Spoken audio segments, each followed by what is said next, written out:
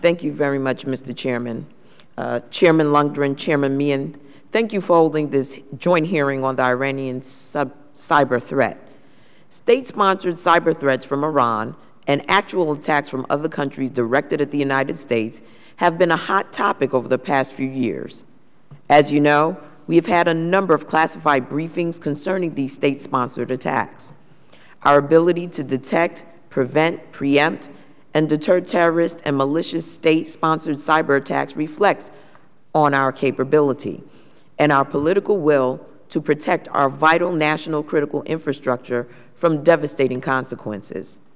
I'm glad my colleague and fellow New Yorker, Mr. Higgins, has brought some legislation to bear on the issue we are discussing today. His bill would amplify the State Department's reports to Congress on the proficiencies of Iran's cyber and technological capabilities. This will help us assess Iran's threat in greater detail. This is quite a story to be told about Iran and cyber threats, and I'll be interested in hearing the testimony today.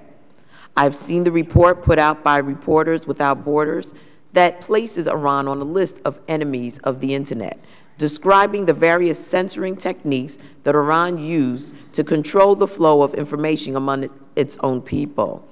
The report refers to the government-sponsored cyber police function that uses a combination of content filtering and access controls. The report also mentions the use of distributed denial-of-service cyber attack techniques used as a form of political oppression, which it says may or may not be official state-sponsored activity. Reports on Iranian cyber army have raised questions about the regime's cyber attack capabilities and the extent to which these attacks are coordinated by the government. Some have said the Iranian cyber army may be a loose confederation of hackers and cyber activists similar to other hacking clusters and may include cybercrime networks and other groups. One such, known as the Aishiyana Digital Security Team, has claimed responsibility for hacking into and defacing thousands of websites. Both the Iranian cyber army and the Aishiyana are alleged to have ties with the Iranian government's Revolutionary Guards, but who can tell? Given the Iranian regime's control over the Internet and attempts to crack down on citizen Internet activity, it would appear to be a sweeping promotion of hacking without any legal or public recourse and suggests a tacit governmental approval of these activities.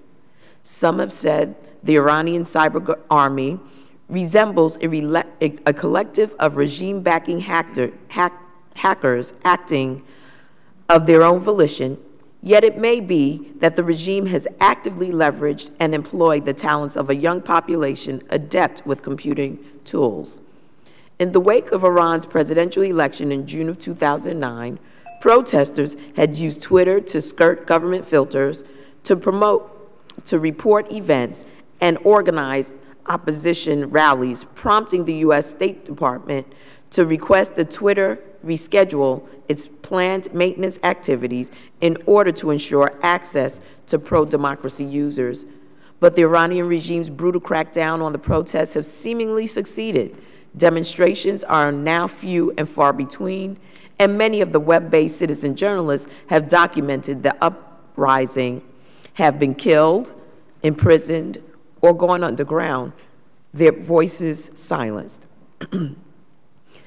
The most well-known cyber event in Iran occurred late in 2009 when this Central European security firm reported the discovery of a software worm called Stuxnet that had infected computers controlling centrifuges of several Iranian nuclear enrichment plants.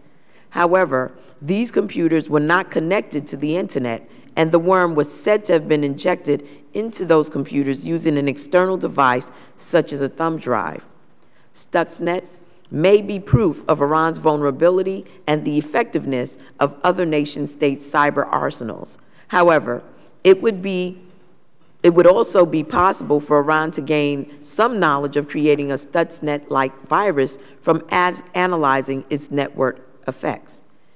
This leads to fear of reverse engineering, leading to a capability of the types of cyber attacks on U.S. critical infrastructure that could rise to the level of a national security crisis.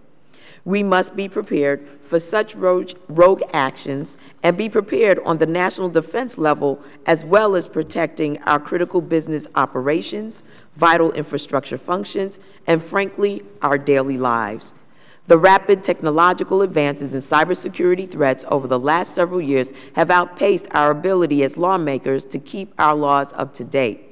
The needed coordination of the many governmental agencies and private institutions and the implementation of the procedures that will protect our infrastructure are huge undertakings and will continue to have huge challenges.